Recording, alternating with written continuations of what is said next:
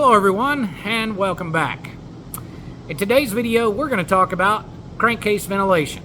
Not just crankcase ventilation, we're going to talk about how a product like this for twin cam and like this for M8 from S&S can help you preserve your engine through crankcase ventilation.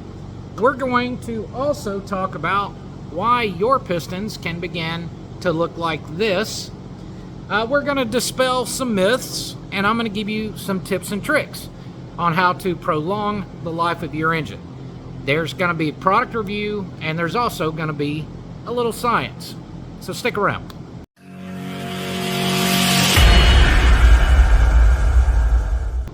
This crankcase breather assembly would go into your twin cam. This is a rocker support plate out of a twin cam. You can just pull your rocker box, just the cover, and the 2 bolts, replace your stock unit with this one right here. Comes with a gasket. Really super nice piece. I will give you a little tech tip on this. The little holes that you see here and here, drill those out to 0.125. Yes, that's 1/8 of an inch. 125 thou, whatever you want to call it. I'd recommend drilling those 2 holes to 1/8 of an inch. That helps the oil drain out quicker. The ones for M8s look just like this. They snap into the head. Notice the 2 O-rings. Now let's dive a little deeper into these gadgets, and let me tell you why I like them so much. First, let's take a look at what the stock method is for separating air and oil. This tiny little filter. There's one both in your M8 and your twin cam. My issue with these things has always been how they get saturated, completely saturated, and they become less and less efficient, incapable of passing as much air through it. The more restriction you have in your crankcase breather system, the more likely you are to experience sumping and create several different issues in the engine. Now, I also took one out of an M8, or I took a factory M8 breather, which you can see that they're plastic, and I cut it open, and guess what? What we have on inside is that umbrella valve, and then we have exactly that same fibrous material that is just, again, it gets saturated and it's crammed into this very small cavity, and you can see the gunk that's down in there from the trapped or oil and sludge from the oil and moisture that's present. Now let's take a look at the inside of the S&S breather. This is one off the M8. I just pulled the cap off. This assembly here is the kicker. Not only that, but the orifice size by which the air can pass. This assembly is a true oil-air separator. Instead of trying to force it through a filter, we're allowing that heavy air and oil mixture that is generated through your crankcase breather system. That mixture now has not only more time and space to travel, it has more opportunity to separate that oil from the air, meaning the oil stays inside of your engine, then being pushed to your intake or pulled into your intake. It still maintains the umbrella valve on the top, and the great thing about this is if you ever needed to, you could still service it. You can disassemble your breathers, clean this out, put it back together. The holes on the bottom are more than adequate, as are the passage in this little component right here. I don't think you'd ever have to do that, but it is serviceable regardless. So with the product explained, let's go a step further. It's a great idea to install these actually before you have a problem, as a preventive maintenance type of thing, to help reduce the amount of oil that can contaminate your piston and produce something that looks like this. Now, keep in mind, in the performance engine world, we're trying to achieve a 30 to 40 thou, give or take, clearance between the piston and the head. It's called a quench shelf or quench band, quench ring. Some people call it squish. We can see there's quite a bit more carbon here than 30 thousandths of an inch. The other interesting thing we see is how there's no carbon here and here This engine had a carbon knock. Literally, the carbon building up on the piston beating the head, and thanks to that, that's what kept that area clean. Quite fascinating. Often people misuse the term blowby. People believe that what blowby is oil coming up this side of the piston and then collecting on top of it. And that's not necessarily the case. All engines will have some amount of blowby. Completely. There's no question.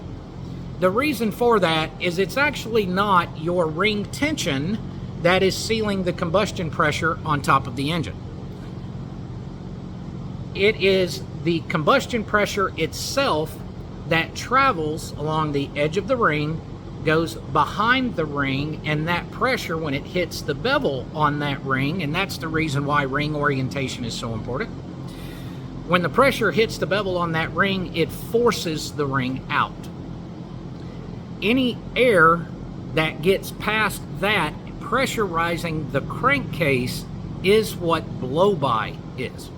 Now, there are other things in that as a byproduct of combustion. One of those things is water vapor. Water vapor is a byproduct of combustion, and that's why in a lot of these breathers you'll see water, or if you have a catch can or something, you see a lot of water in there. A lot of that moisture isn't just condensation, it is a byproduct of combustion. But you also have other contaminant gases as well. Now, as an engine ages, all right, there are several things that seal this ring, and there's a lot more technology into rings than people think. Now, when we blueprint engines, I'm doing many things involving the rings, not only gap. Gap doesn't have quite as much of an effect on crankcase pressure as you might think, but this radial wall clearance of the ring itself, how it fits in the piston, the air gap that must be there between the ring and the piston, you have to have a little bit there. But as your gaps get bigger, we have to keep in mind there are other things that wear inside of an engine as well. As a piston's coming up, it comes to a complete stop before it starts its journey back down. Back up, back down. Coming to a complete stop, slamming itself back and forth inside that ring groove over and over again, as much as 4,500 to 5,000 feet per minute. That's a lot of velocity for something to come to a complete stop in a near instant and back down again. That can spread this out. Also, the straightness of the cylinder, how rich or lean your fuel mixtures are, the types of oils you run, how straight the cylinder is. All these factors can affect how efficient this ring seals against the cylinder wall. The less efficient it is, the more blowby you will have, creating more crankcase pressure. Now, let's move to crankcase ventilation. Since we know all engines to some degree are going to have crankcase pressure, it's often thought that most of that crankcase pressure comes because the pistons are coming down and building up pressure. That's not entirely true. If you put a pressure gauge on a crankcase and you just had the two pistons going up and down and you had a perfect seal, you would essentially find that you have a net zero effect. You're displacing the same amount of air in both directions with essentially a net zero. The additional pressures that are created are again because of combustion. A little bit that you have to have, and then it becomes excessive more and more after that. So what happens as you have this positive pressure down in the bottom of your crankcase, you have a crankshaft that's churning that air.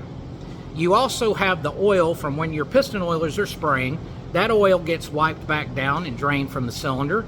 Then you also have the oil that drains from your cylinder back down into the case. You have all this oil returning to the crankcase, even though technically it's a dry sump system. All this oil is returning to the crankcase, and the crankshaft is churning that up. That makes that pressure from blowby more harmful, because now you have atomized the oil that is in that crankcase with all this churning and blending, and you've created that heavy air and oil mixture. The more poor your ring seal, the more pressure you will have, the more oil will get displaced and mixed together. And that's one of the reasons why this true air oil separator design from S&S is so incredible. Now let's move to the debate. I hear it all the time.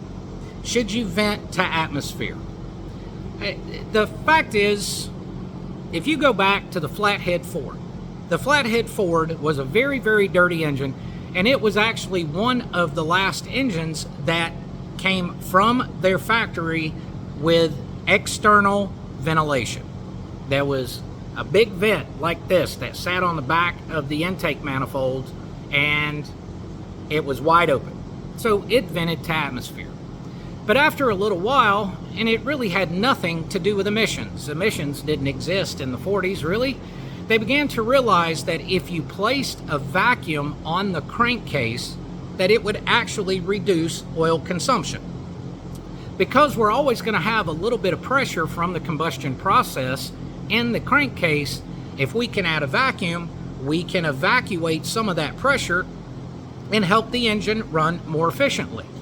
They also happened to notice that oil consumption was reduced because valve stem seals sealed better. Rings sealed better. And I've been told many times that crankcase ventilation was all about EPA. So let's go take a look at my 1949 bone stock GMC pickup truck with a 270 inline 6. And let's see how they did it. You can see right here on top of the valve cover, we have a 3/8 copper line, this being your crankcase ventilation line. That 3/8 copper line loops around to this check valve right here. And that check valve then goes to the base of the carburetor. So, being it's at the base and below the butterfly, this is not ported vacuum, this is constant vacuum. They realized, again, that oil consumption went down considerably. Now we have to remember, this is not a performance engine. It is in its bone stock specification. It's a 7.5 compression ratio, I believe. And again, 270 cubic inches and an inline 6, and the ring packs are massive. It actually has 3 compression rings, not 2. Even with 3 massive compression rings, low compression, relatively low cylinder pressure, they still understood that venting the crankcase to vacuum assisted the engine with removing that combustion pressure, creating a vacuum in the crankcase, thereby reducing oil consumption and keeping the engine healthy. So let's go look at a set of pistons out of one of these. Boy, that's one heck of a set of pistons. But it's an interesting thing if we look back, considering the age of these things. Notice the 3 very heavy-duty compression rings that are there, the very large oil pack that's there. Despite the fact that of its age and the very high mileage, this stock piston, I haven't cleaned it. And that's all the carbon that was present. And if you look closely, all of them are pretty much exactly the same. The other thing I ask you to keep in mind, those original pistons that came out of that engine had over 160,000 miles on them. We also have to remember that it was carbureted, running exceptionally rich fuel mixtures. Yet, very little carbon on the top of those pistons after that age. A lot of that had to do with the fact, yes, you had very thick, solid compression rings, which sealed the crankcase. But we also kept a vacuum on that crankcase. By keeping the vacuum on the crankcase, we helped those rings seal even better. Pretty extreme conditions, and considering their age and the mileage, that's pretty crazy. I've pulled HD engines down with less than 500 miles on them that had more carbon than that. But the other thing we also have to remember is it only makes about 85 horsepower. And it'll run a whopping 55 to 60 miles an hour downhill with a tailwind until it reaches its max RPM of 3,200. So then comes the question, do you ventilate your crankcase or not? I've talked to many customers about this. I've done videos on this in the past. There is no question that by ventilating your crankcase, say to atmosphere, instead of into the intake, there's no question you won't have as much oil going through, or any oil, you shouldn't have any, going through your throttle body. You're venting to atmosphere and you're bypassing that. There's no question. The other side of it is, are you removing your engine's ability, built-in ability, to help evacuate that crankcase pressure? There is no question that by venting to atmosphere, it has certainly saved some engines by reducing this. But conversely, I have also had numerous people tell me that showed me photographs of before and after their intake that would just be a very, very light film, just a small amount of oil in that intake, that when they decided to vent it to atmosphere, their oil consumption actually increased considerably. So the best advice that I could say is that as a preventive maintenance item, to prevent it from getting started in the beginning, all of that carbon buildup, install a breather system like this. It's a good preventive maintenance thing. Keep an eye on your air filter, keep an eye on your throttle body. If you still over time begin to see more and more oil build up in the throttle body, my first suggestion would be to have a leak down and a cylinder test done on your engine. That will tell you if your rings are healthy or not. If they're still somewhat healthy, and because maybe you've done some performance enhancements, because typically when you go more stroke, more compression, rings are very thin, more compression is going to build a little more crankcase pressure. If you're still seeing it excessive at that point, and you've built an engine like that, and the engine is otherwise healthy, then yes, absolutely vent it to atmosphere, utilize a catch can to get the moisture and the excess oil and keep it out of there. It's weighing the pros and the cons and the condition of your engine. Just because you have a little bit of oil in your intake doesn't necessarily mean that your engine's unhealthy and that it's going to do any harm. The question is it excessive, and is it beginning to build carbon on your piston like this? The other side of it is, if that crankcase pressure begins to elevate to a certain level, something can begin. And it's because you have that heavy aerated oil mixture, and with the pressure and the elevated amounts of crankcase pressure from ring issues, are inefficient, are clogged crank breathers, the oiling system also becomes inefficient as well. You now have more oil in the crankcase. It's over lubricating and overtaxing the ring pack. The rings lose their ability to wipe the cylinder completely of oil. Then that is when that oil migrates to the top of the piston and starts building up there. So I hope this helps you understand a little better about crankcase ventilation, what crankcase pressure really is, and why these breathers from S&S are so valuable. If you'd like to get some of your own, check out in the video description below. I'll leave a link where you can buy them from me. I'll ship them right out to you. And of course, if you have any questions on the product specifically, reach out to me direct. Guys, as always, take care of yourselves and each other. And if you're headed to Sturgis, travel safe. Have a good one.